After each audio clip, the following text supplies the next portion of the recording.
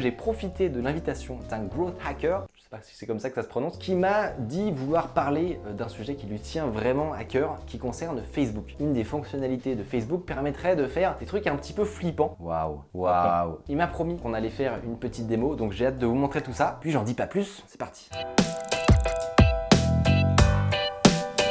On se retrouve avec Olivier. Bienvenue, merci beaucoup. Bonjour Mickaël. De venir sur la chaîne. Est-ce que tu peux te présenter, expliquer? Tu es ce qu'on appelle un growth hacker. Est-ce que tu peux expliquer un peu ce que c'est, si tu fais d'autres choses à côté Moi, je travaille depuis une dizaine d'années dans l'informatique et le côté data, le côté un peu obscur. Et depuis 2 ans, je me suis spécialisé dans le growth hacking. Et je travaille pour des clients, des sociétés, moi-même. Le but du growth hacking, c'est un projet, de démarrer de zéro, le faire grossir le plus vite possible en utilisant des services et des solutions qui permettent d'aller plus vite, tout simplement. Ok, et donc c'est sur Internet? Sur Internet, oui. Est-ce que c'est illégal? Non, c'est pas illégal, c'est pas illégal en soi. Tout dépend comme tout, ça dépend ce que tu en fais. Je te donne un exemple, par exemple, on veut récupérer une profession, les dentistes de France, parce que j'ai un produit à leur vendre. 2 solutions, c'est d'aller dans l'annuaire ou essayer de regarder à la main. 2e solution, c'est de récupérer sur Internet les annuaires, de développer soi-même ou d'utiliser des solutions pour faire un robot qui va aller parcourir toutes ces pages, récupérer les coordonnées, utiliser des services externes qui sont peut-être pas forcément prévus à la base pour ça,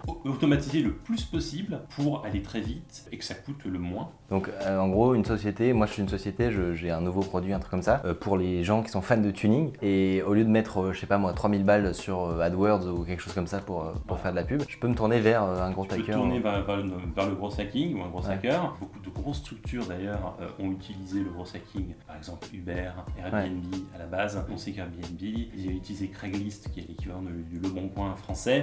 Pour rediriger les gens vers les gens. Donc voilà, ça est du growth hacking. C'était interdit dans les conditions générales d'utilisation, mais c'était pas illégal. C'est utiliser des méthodes, des techniques. C'est pas que de la technique. Souvent les growth hackers, c'est des techniciens à la base. C'est faire du traitement sur des données qui sont en un volume plutôt inhabituel. Par exemple, moi dans mon cas, je traitais quelques centaines de millions de profils. C'est récupérer des données sur les sites web. Des données comportementales par exemple, des choses comme ça. À la base, le tracker, il est là pour capter une information. C'est vraiment comme une impulsion, c'est un événement. Et on va, avec ces événements-là, suivre le parcours et créer un profil de l'utilisateur. D'accord. Je trouve ça hyper intéressant de t'avoir sur la chaîne parce que très récemment, on a parlé d'un peu de données personnelles, des nouvelles lois RGPD et tout. Du coup, là, on a eu la CNIL, le Quant. Là, on a un peu l'autre côté de la barrière finalement. À la base, j'ai monté une plateforme de retargeting. Je vais chez un site, un marchand en ligne. Je vais voir des produits et quelques temps plus tard, je me fais recibler avec des bannières. Et dans les bannières, il y a les produits que j'ai pu voir ou des produits complémentaires. Voilà. C'est ça qui fait que si je cherche une cuillère sur Amazon et que je vais sur un blog de je sais pas qui, je peux me retrouver avec des pubs. Les cuillères, des casseroles, on va mettre le même produit, on va mettre des produits de même catégorie ou des produits similaires par rapport à ce que les gens ont acheté avec ces produits. Il y a plein de règles qu'on fait. Nous aussi, ce qui nous intéresse souvent sur la chaîne, c'est comment ça fonctionne derrière. Moi, la question que j'aimerais poser à quelqu'un qui a bossé là-dedans, justement, comment le lien est fait finalement entre tous ces sites-là? Techniquement, qu'est-ce qui se passe? C'est du code JavaScript qui est posé sur les pages, sur l'ensemble des pages. Souvent, le client lui dit il faut poser ce morceau de code sur toutes les pages.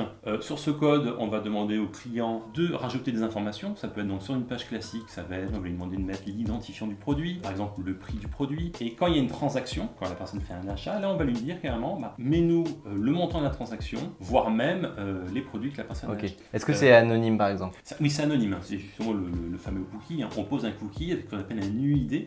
Donc c'est un identifiant unique. Et donc ce cookie va permettre de suivre la personne. C'est un côté un peu flippant quand même. Quand on a 400 ou 500 clients, tu te doutes bien que globalement le profil il est énorme. Partout quoi. Voilà. Il est énorme. C'est-à-dire que tu te retrouves avec des profils qui peuvent faire plusieurs centaines de kilos. C'est énorme. Bon, là on voit un peu la vision technique. Dans les dernières semaines, on a quand même énormément critiqué ce modèle-là. Qu'est-ce que toi t'en penses au niveau de l'intrusion, de la vie privée Le growth hacking, c'est plus l'aspect marketing et aussi psychologique de la chose. Le tracking classique, ça reste anonyme et c'est pas intrusif. Est-ce qu'il y a une IP par exemple qui est gardée, des choses comme ça? Non, pas d'IP. Si la personne supprime ses cookies, l'identifiant part, il sera régénéré. Plus tard, quoi. Si on prend Facebook, ils ont une quantité phénoménale d'informations. Derrière, il y a comme un nom, Ouais. Il y a un email, il y a des coordonnées, une ville, qui là, moi, me dérange davantage. Même si je suis dans le gros hacking, au bout d'un moment, on peut être malin, on peut faire du marketing, on aide les sociétés à plus vendre, à mieux vendre, mais il faut savoir dire stop. Mais justement, ça me fait une super transition. Tu parlais de Facebook, de toute l'accumulation d'informations précises sur les gens et les citoyens français notamment. Tu as entre guillemets découvert ou tu as décidé en tout cas de nous parler de quelque chose sur Facebook qui peut être un peu flippant. J'ai pas encore vu la démonstration, mais Il faut savoir que Facebook, bon, on entend de partout Facebook a nos données, a nos données. Alors c'est vrai que les gens se rendent pas forcément compte et souvent moi j'entends dire moi j'ai rien à cacher. Et on pense souvent Facebook fait du tracking pour des fins personnelles, commerciales. qui reste dans le. Voilà, c'est gênant les bannières, mais bon, allez, je mets un adblocker et c'est fini, on n'entend plus parler de moi. Mais là, c'est plus ça. Ce que les gens ne se rendent pas compte, c'est qu'on peut faire des choses avec Facebook, utiliser leur API, même c'est même pas une API, c'est utiliser le graph search de Facebook qui permet d'aller requêter de manière précise des choses sur les gens, donc, ce que les gens like, dans quel groupe ils sont, dans quelle ville ils habitent, et utiliser Facebook comme un moteur de recherche, véritablement. Donc c'est un genre de super outil de recherche. C'est un super outil de recherche. Tu nous montrerais pas un peu de toute façon, je vais te montrer. On va faire une petite démonstration. Ouais. A few moments later. On a setup un petit peu le matos. Il n'y a rien de compliqué. J'ai juste créé une extension Chrome qui permet de me montrer visuellement ce qu'on pourrait faire à la main avec Facebook. D'ailleurs, cette extension, je la mettrai à disposition pour que les gens puissent tester. On n'est pas en train d'hacker. On n'a pas Facebook du tout. L'utilisation d'une fonctionnalité. Voilà. Un peu chelou quand même. On fait une démo. Petite démo. Je veux une démo. Allez, on va faire un truc un peu chaud. Vas-y. Ok. On va taper musulman. Et qui aime une page sur Hitler. .Godwin, real quick. Attends, regarde, j'ai même une programmée. Tu vois quand même le contrôle chez Facebook. Donc, qu'est-ce qu'on a? Tac, on fait une recherche. Et qu'est-ce qu'on a? On a les gens. Putain. Et attention, là c'est un exemple, je pourrais très bien, je peux taper les catholiques et je vais en trouver autant. Je sais pas moi si par exemple je lance un business, c'est pour les prouver l'amour. Est-ce que par exemple je peux cibler des célibataires de telle ville? Oui, bien sûr, pourquoi pas. Attends, les gens qui habitent, on va dire par exemple, je sais pas, à Lyon, qui ont liké Adopte un mec, et puis on va même ceux qui ont même liké Mythique. Et voilà. Waouh. Les gens vous téléchargerez parce que c'est le but. Le but c'est de sensibiliser cette vidéo. Après qu'est-ce que t'en fais parce que t'es pas ami avec eux? Est-ce que tu peux avoir leur email par exemple? Qu'est-ce qu'on peut faire? Le truc c'est que l'email directement, non. Je peux, si c'est mes amis, je peux récupérer leurs emails. Il y a une technique de gros hacker justement qui permet de récupérer les emails. Donc dans le gros hacking, ce qu'on fait, c'est que tu vas souvent créer un faux compte Facebook. Il suffit de mettre une nana un peu jolie. Exactement, tu mets une nana un peu jolie. Là si je prends à Lyon, je dis que j'habite à Lyon, belle photo, je fais vide le profil et je demande ce que je cible en fait.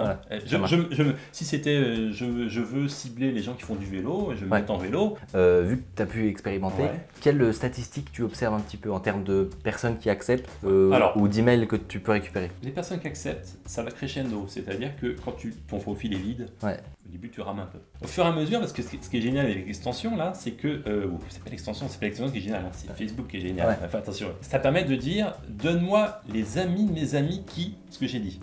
Et c'est là où c'est intéressant, c'est quand tu commences à avoir un profil, tu as 20 amis, là donne-moi les amis des amis qui sont dans cette situation. Tu as des amis en commun. Et là ça commence à mordre parce qu'il y a un lien entre deux personnes. Et quand tu te retrouves à avoir 100, 200, 300, moi je suis monté, tu peux monter jusqu'à 5000.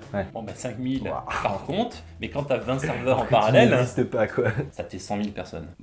Et sur ces 100 000 par exemple, tu as combien d'emails à la fin? 60% des gens ont renseigné leur email et je récupère sur 1000 personnes 600 emails. C'est waouh. En vrai, je pensais pas vraiment que tu pouvais avoir accès à ce genre de choses. Et à partir de cette base d'email, là on n'est plus tellement sur ce cas particulier de Facebook, mais qu'est-ce que tu peux en faire? Alors si je prends, ça sera plus intéressant sur les hommes célibataires à Lyon, je récupère 1000 emails et je peux l'injecter directement dans Facebook, dans la partie, ce qu'on appelle le Power Editor, qui permet de faire la publicité en ligne. Et je peux dire à Facebook, sur cette base d'email, trouve-moi des gens similaires. Facebook m'a donné des données qu'il aurait pas me devoir et ensuite je lui réinjecte ses propres données pour cibler un profil. En disant voilà le type de personne, trouve-moi la similarité entre ces gens, élargis l'audience sur la France entière. C'est-à-dire que tu mets 6000 dentistes qui habitent à Lyon, il va t'en sortir. En gros c'est ça. C'est ça. Voilà en gros l'idée.